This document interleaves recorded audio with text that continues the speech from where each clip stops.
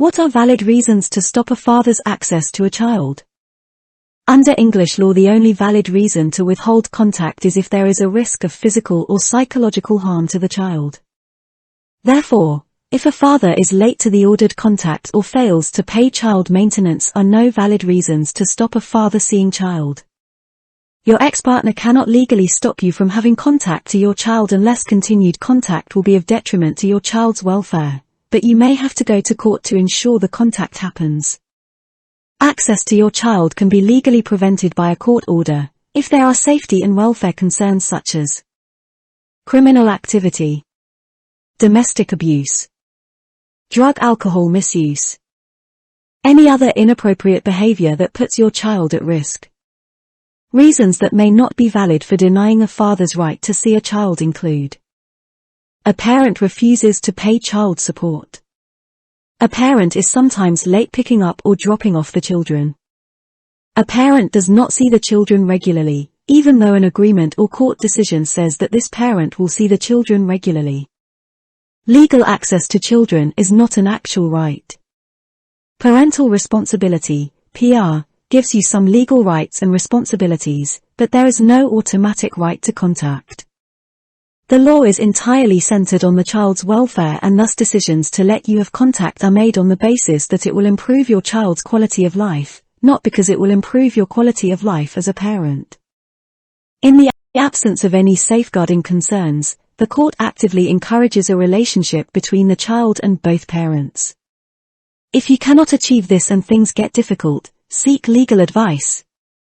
Stopping contact with a child when there is no court order. Where there is a child arrangement or child contact order in place, a parent may only stop child contact if there is a risk that continuing this arrangement will affect the welfare of a child. If contact with a child is stopped, then you can apply to the court to enforce the order in place. An enforcement order is an order made by the court to ensure the parent in breach of the court order complies with an order. The order will generally be enforced unless the other parent can show that they have a reasonable excuse for not abiding by the order. An enforcement order can be secured if a parent to the order is breaking the terms, i.e. committing a child arrangement order breach. If the court is of the view that there is no good reason for a breach of court order, then an enforcement order can be made which can be backed with penalties, such as a fine or doing a community service order. In some situations, a parent may also apply to the court for an order without the other parent being there, if they believe they present an immediate danger to the child. This is known as an emergency without notice order. If the court is persuaded to make a without notice order, there will always be a second hearing a few days later so both parents can attend and defend the allegations made and present their own views to the court. Spending time with your child will be arranged if the court believes that it will improve your child's welfare.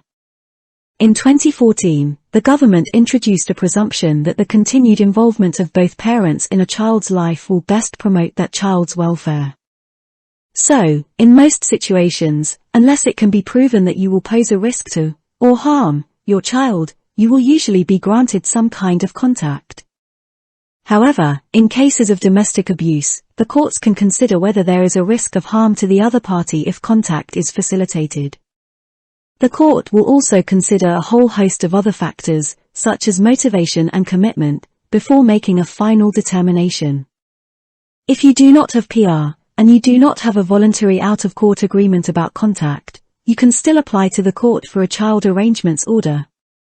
If the court makes an order for your child to spend time with you, live with you, it should also consider whether to make a PR order at the same time, if you don't already have it.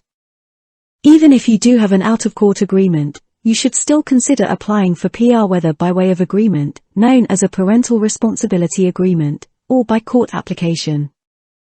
If you have an informal agreement, or no agreement, and your ex-partner decides to deny you access to your child, you may need to take a number of actions, including discussing the problem and trying to resolve it between yourselves without confrontation, consulting a solicitor for advice, who can send a legal letter setting out your proposals, referring the issue to a local family mediator for alternative dispute resolution, applying to court for a child arrangements order. Interim decisions may be needed before the court has full information to make a final order, so be prepared for several court attendances throughout the process.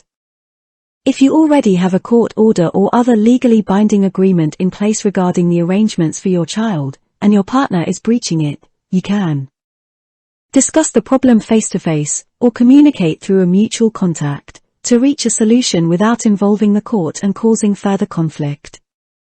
Write to your partner via your solicitors, setting out some proposals for a resolution to the situation. Apply to the court for the order to be enforced. The court could fine, imprison, or enforce the order, which can include penalties, on your ex-partner. What happens if my child does not want any contact with the other parent? In certain circumstances, a child may not want to have any contact with the other parent. Unless this is due to a reason which could affect their welfare, contact should be encouraged. You could talk to your child or directly to the other parent to ascertain the reason for refusing contact. Ultimately, if contact is ordered by the court, it must be adhered to. Therefore, you as a parent must try and ensure contact continues to avoid the other parent from taking steps to enforce an existing court order.